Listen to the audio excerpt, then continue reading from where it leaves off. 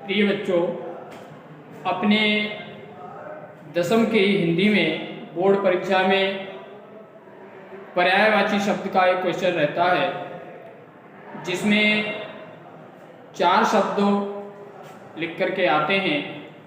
उनमें से 2 शब्दों के 2 पर्यायवाची शब्द लिखने होते हैं। तो आज हम पर्यायवाची शब्दों का अध्ययन करेंगे। पहले तो हम यह समझ लें कि ये पर्यायवाची शब्द होते क्या हैं। पर्याय का मतलब बच्चों होता है समान अर्थ वाले, अर्थात पर्यायवाची को हम इस प्रकार भी परिभाषित कर सकते हैं कि एक ही अर्थ को सूचित करने वाले अन्य शब्दों को पर्यायवाची शब्द कहते हैं। यानी किसी एक ही चीज को अलग अलग नामों से जाना जाए तो अन्य जो नाम हमने उस वस्तु के लिए हैं उनको पर्यायवाची शब्द कहा जाता है। तो आज हम पर्यायवाची शब्दों का विस्तार से अध्ययन करेंगे, देखेंगे पर्यायवाची शब्द।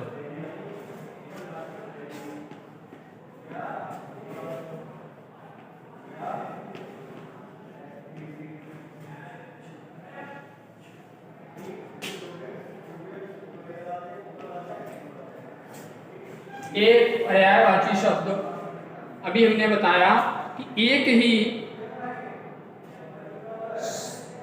चीज को अलग अलग नामों से जानते हैं तो उन नामों को ही हम पर्यायवाची शब्द कहते हैं। जैसे उदाहरण के लिए यहाँ हम कुछ उदाहरण लिखेंगे, आप अपनी कॉपी पर उनको नोट करते जाएंगे, जो आपको अध्ययन के लिए एक माध्यम बनेंगे, साधन बनेंगे।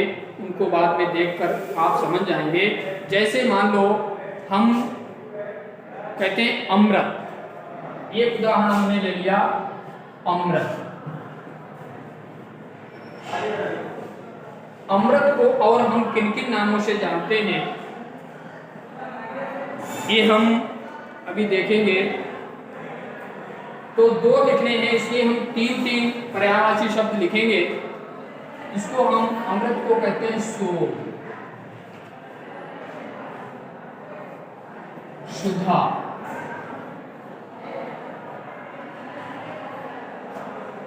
अमीर। अन्य भी इसके अनेक उदाहरण हैं, लेकिन हम बहुत ज़्यादा ना लिख करके, क्योंकि हमको केवल 2 लिखने होते हैं, इसलिए हम केवल 2 उदाहरणों का यहाँ पर वर्णन करें। 3 लिख रहे हैं, उनमें से आपको 2 याद करने हैं। इसी प्रकार से अगला शब्द होता है अतिथि।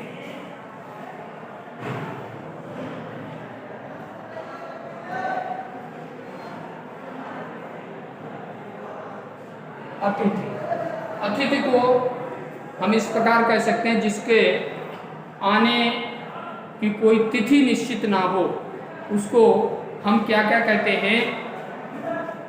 मेहमान। अपनी आम भाषा में उसको मेहमान बोलते हैं। और अतिथि को क्या कहते हैं? पाहुना। पाहुना।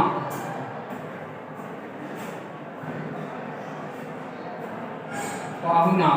और मेहमान को अन्य नामों से भी हम जानते हैं। मेहमान को एक अभ्यागत भी कहते हैं, अभ्यागत।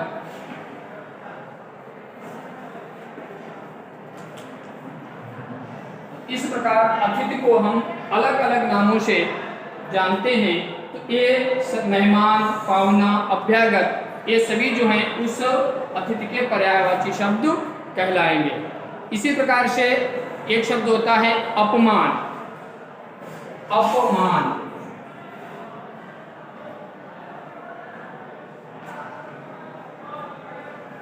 अपमान को हम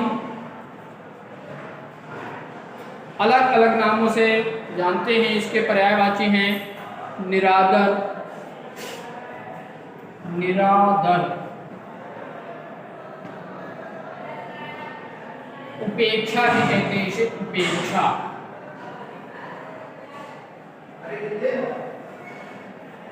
और इस तिरस्कार भी अपमान को कहते हैं तिरस्कार करना,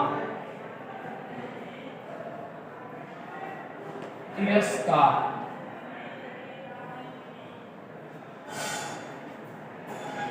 इसी प्रकार चंद्रमा, चंद्रमा शब्द है,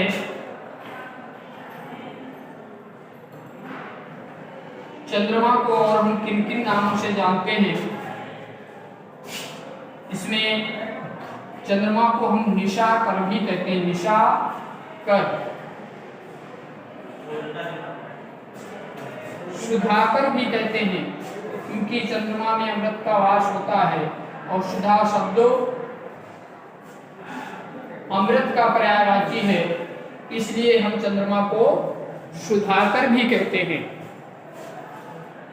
और रजनीश भी कहते हैं, रजनी प्लस ईश यानी रात्रि का स्वामी, रजनीश भी हम चंद्रमा को कहते हैं।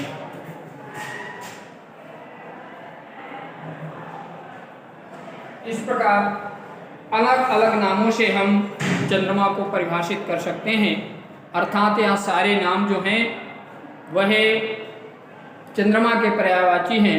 इसी प्रकार बच्चों हम सब जानते होंगे आँख, अधिकांश बच्चे आँख के पर्यायवाचियों को समझते होंगे। आँख को हम क्या क्या कहते हैं? तो आँख के पर्यायवाची उनको लिखने हैं। आँख को चक्षु कहते हैं, चक्षु। नेत्र कहते हैं, नेत्र। लोचन,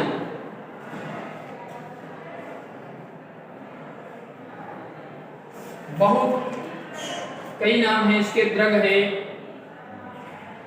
लेकिन बहुत ज्यादा हमको ना लिख करके केवल 3 पर्यायवाची ही हमको देखने हैं। इसी प्रकार एक शब्द होता है अश्व,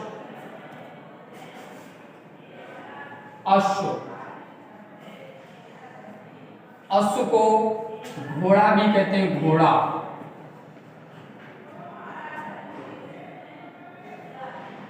इसी को हम घोटक भी कहते हैं, घोटक। तुरंग भी कहते हैं, तुरंग है, वाजी, अनेक नाम हैं इनके। तो इसके आगे हम अन्य भी, आकाश, जैसे आकाश शब्द है, आकाश को और हम किन किन नामों से जानते हैं अभी हम देखेंगे।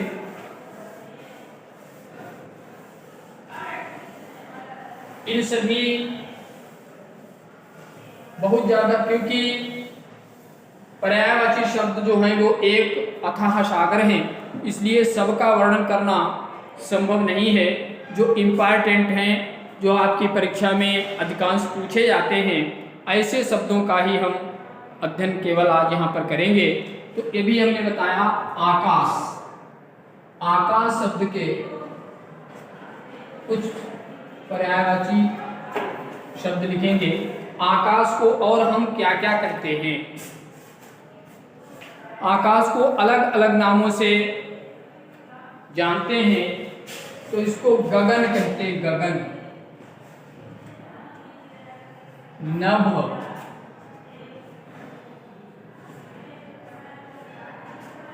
अंबर। इस प्रकार ये सब आकाश के पर्यायवाची कहे जाएंगे। इसी प्रकार एक शब्द अत्यधिक प्रचलित है, अधिकांश पूछा जाता है, आग। आग को पर्यायवाची, आग के जो पर्यायवाची शब्द हैं, आग को हम अग्नि भी कहते हैं, अग्नि।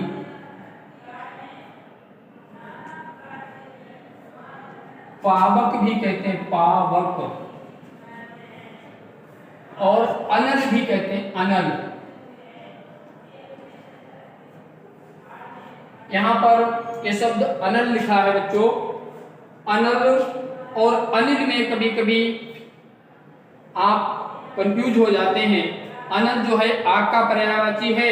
अगर इस पर छोटी की मात्रा लगा करके अनिल शब्द हो जाए तो फिर वो हवा का पर्यायवाची हो जाता है, इसलिए अनल शब्द होता है।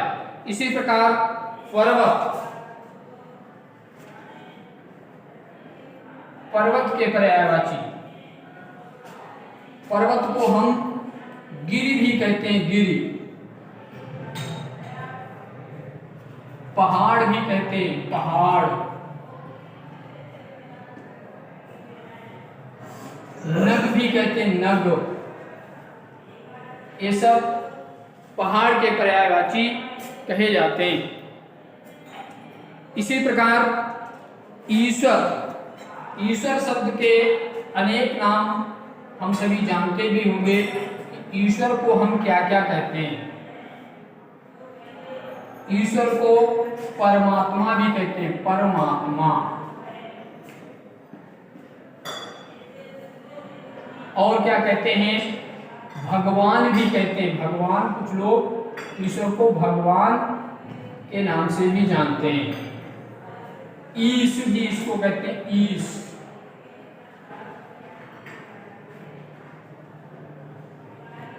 इसी प्रकार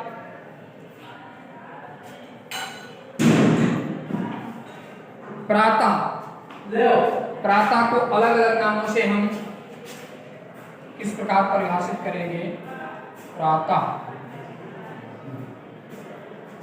सुबह,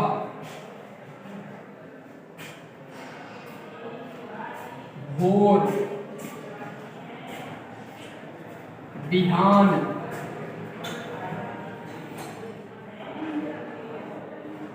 ये सब प्रातः शब्द के पर्यायवाची शब्द कहे जाएंगे। इसी प्रकार से बच्चों एक शब्द अत्यधिक प्रचलित है, कपड़ा। कपड़ा हम लोग नित्य ही प्रयोग करते हैं, हर समय प्रयोग करते हैं, लेकिन कपड़े को और क्या क्या कहते हैं ये हम नहीं जानते होंगे। तो कपड़े को वस्त्र भी कहते हैं, वस्त्र। चीर कहते हैं, द्रौपदी का चीर हरण हुआ, तो चीर का मतलब यहाँ पर वस्त्र से है। और वस्त्रों को क्या कहते हैं? अंबर।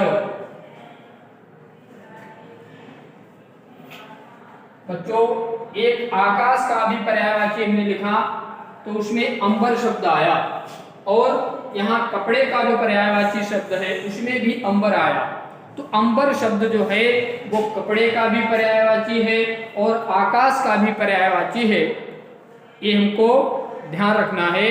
इसी प्रकार कामदेव, कामदेव को और हम किन किन नामों से जानते हैं बच्चों? कामदेव को मदन भी कहते हैं, मदन।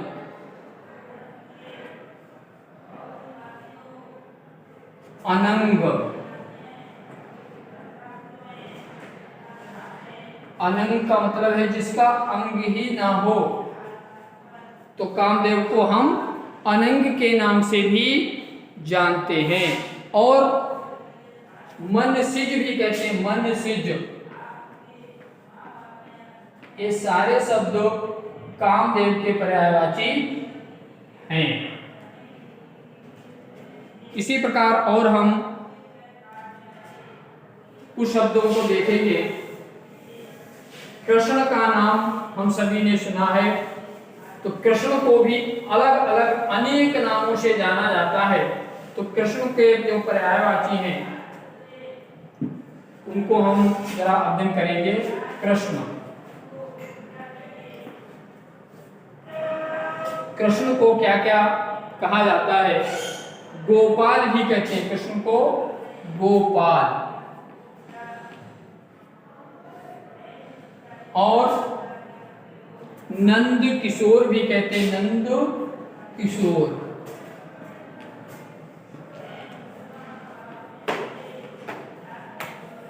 नंद किशोर। और क्या कहते हैं कृष्ण को? वासुदेव भी कहते हैं, वसुदेव के पुत्र होने के कारण वासुदेव भी भगवान श्री कृष्ण को कहा जाता है।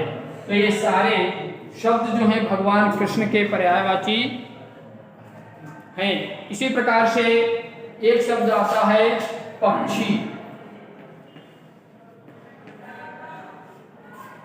पक्षी को हम और किन किन नामों से जानते हैं देखेंगे। पक्षी को हम कहते हैं खग, बिहग,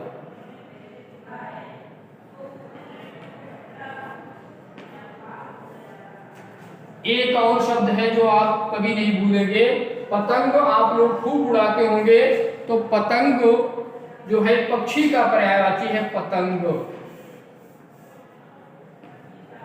ध्यान रखेंगे कि हम जो पतंग उड़ाते हैं वो पक्षी का पर्यायवाची है। जैसे पतंग उड़ती है उसी प्रकार से पक्षी भी उड़ते हैं। तो हम पतंग को याद रखेंगे, ये पक्षी का पर्यायवाची है। इसी प्रकार गाय के कुछ पर्यायवाची शब्द हम लिखेंगे। गाय को धेनु भी कहते हैं, धेनु। सुरभि भी कहते हैं, सुरभि। और गौ भी कहते हैं, गौ। गौ माता बोलते हैं ना, तो गौ भी गाय का ही पर्यायवाची शब्द है। इसी प्रकार घर शब्द जो है इसको भी हम अलग अलग नामों से जानते हैं। घर को हम क्या कहते हैं? सदन, सदन, गृह, आलय, निकेतन, बहुत सारे नाम हैं घर के। तो इसको हम केवल 3 शब्द लिखेंगे। इसी प्रकार जंगल, एक शब्द आता है जंगल। तो जंगल को और हम किन किन नामों से जानते हैं?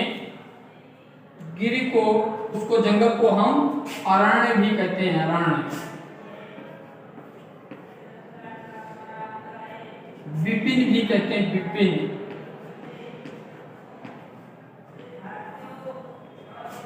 और जंगल को हम क्या कहते हैं? वन भी कहते हैं, वन। तो ये सब जंगल के पर्यायवाची शब्द रहेंगे। इसी प्रकार कुछ ऐसे शब्द हैं जो हमने बहुत कम सुने। जैसे तलवार शब्द को तो हम जानते हैं, लेकिन तलवार को और क्या क्या कहते हैं ये हम नहीं जानते हैं।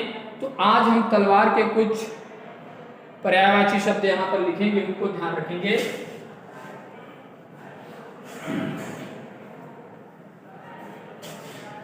तलवार, तलवार को बच्चों आसी कहते हैं, आसी।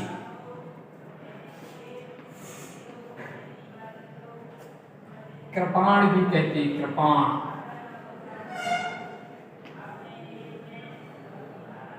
और तलवार को आपके ध्यान में भी कुछ आ रहा होगा, उसको हम तलवार को करवाल भी कहते हैं। तलवार से करवाल, याद रखेंगे, तलवार को हम करवाल भी कहते हैं। इसलिए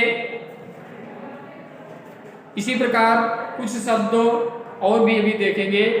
जैसे देवता, देवता शब्द के अनेक पर्यायवाची हैं। देवता, तो देवता को हम क्या क्या कहते हैं? तो देवता को देव भी कहते हैं, देव। अमर भी कहते हैं, अमर, क्योंकि देवताओं की मृत्यु नहीं होती, देवता अमर होते हैं, इसलिए हम देवताओं को अमर भी कहते हैं। और देवता कभी बूढ़े नहीं होते, तो देवताओं को अजर भी कहते हैं बच्चों। देवताओं को हम अजर भी कहते हैं, अजर। बाकी कुछ नाम देवताओं के आप जानते भी होंगे। ऐसे नाम जैसे उनको हम अमर भी कहते हैं, अजर भी कहते हैं, देव भी कहते हैं और विबुध भी कहते हैं। देवताओं के भी अनेक नाम हैं। बहुत ज्यादा न लिख करके केवल 3 शब्दों का हमें अध्ययन करना है।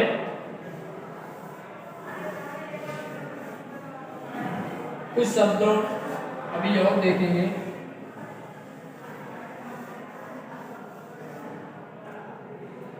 एक शब्द आता है दूध। दूध तो हम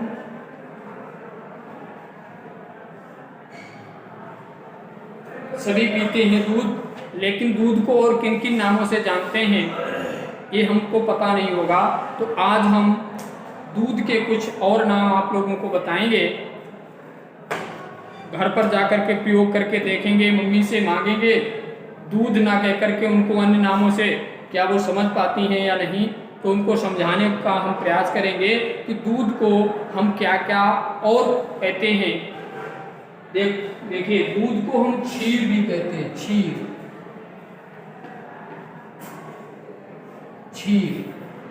दूध को हम पेय भी कहते हैं, पेय। दूध को बच्चों हम पेय भी कहते हैं। और दूध को दुग्ध भी कहते हैं, दुग्ध। दुग्ध तो खैर आपने सुना होगा। एक इसका नाम और है गोरस। गोरस ये दूध के पर्यायवाची है सब। इसी प्रकार कुछ शब्दों का और अध्ययन करना है अभी।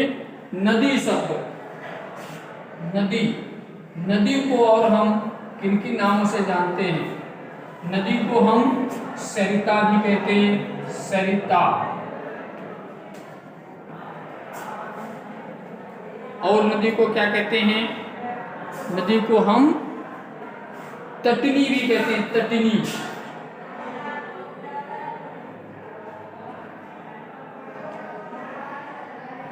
और नदी को हम तरंगिणी भी कहते हैं, तरंगिणी।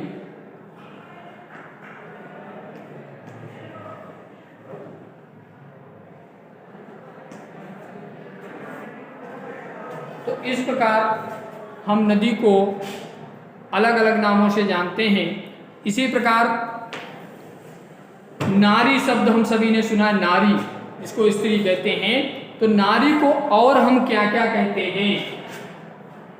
नारी,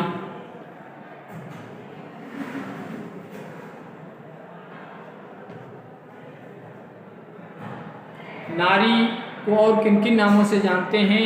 नारी को स्त्री भी कहते हैं। नारी को हम स्त्री भी कहते हैं। एक हम सब ने बसों में, ट्रेनों में लिखा हुआ देखा होगा, महिला सीट। तो स्त्री को हम क्या कहते हैं? महिला भी कहते हैं। एक शब्द और भी प्रचलित था इस नारी के पर्यायवाची में, अबला शब्द, अबला। लेकिन अबला जो है, आज की अबला अबला नहीं, आज की अबला सबला है। इसलिए हालांकि नारी का एक पर्यायवाची शब्द अबला भी है बच्चों। अगला हम देखते हैं रात्रि। रात्रि और हम क्या क्या कहते हैं? रात्रि को हम निशा भी कहते हैं, निशा। रात्रि को हम रजनी भी कहते हैं। और यामिनी भी कहते हैं, यामिनी।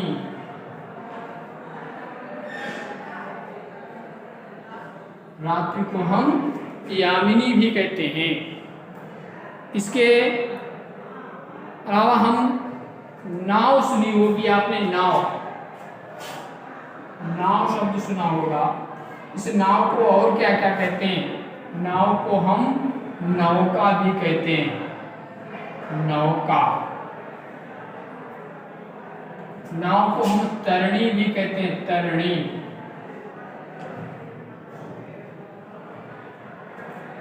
जब राम ने वनवास के लिए जा रहे थे तो केवट से आग्रह किया नाव पे चढ़ाने के लिए।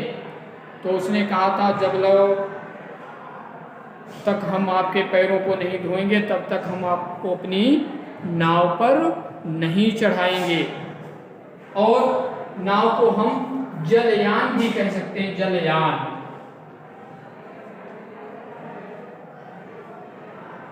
जलयान। तो बच्चों ये सब नाव के पर्यायवाची कहे जाएंगे। इसी प्रकार पुत्र,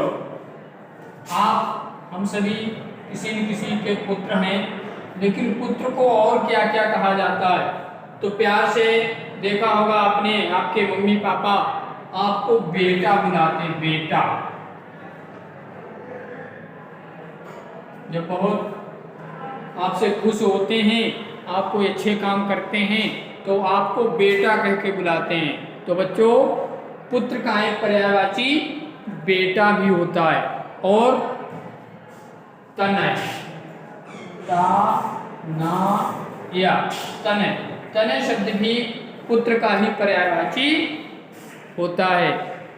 और इसके अतिरिक्त पुत्र को और हम आत्मज भी कहते हैं बच्चों, आत्मज। पुत्र को हम आत्मज भी कहते हैं। इसी प्रकार इन्हीं के हम बेटी के भी पर्यायवाची, पुत्री के भी बना सकते हैं। यहाँ पर छोटी की मात्रा लगा दें, बेटी हो जाएगा, ये पुत्री का पर्यायवाची हो जाएगा। इसी प्रकार से तनय में बड़ा आ की मात्रा लगा करके तनया शब्द बन जाएगा, तो ये बेटी का पर्यायवाची हो जाएगा। इसी प्रकार आत्मज लिखा है, पुत्र का पर्यायवाची है। अगर इसमें हम जा पर एक बड़ा की मात्रा लगा दें, हो जाएगा आत्मजा। तो ये बच्चों पुत्री का पर्यायवाची हो जाएगा। तो इस प्रकार आज हम सभी ने इन पर्यायवाची शब्दों का अध्ययन किया। हम सभी ने समझा कि पर्यायवाची शब्द क्या होते हैं। कुछ आपकी बुक में भी दिए हैं, उनको समझने का प्रयास करेंगे। अगले वीडियो में आपको पुनः मिलेंगे। एक बार धन्यवाद।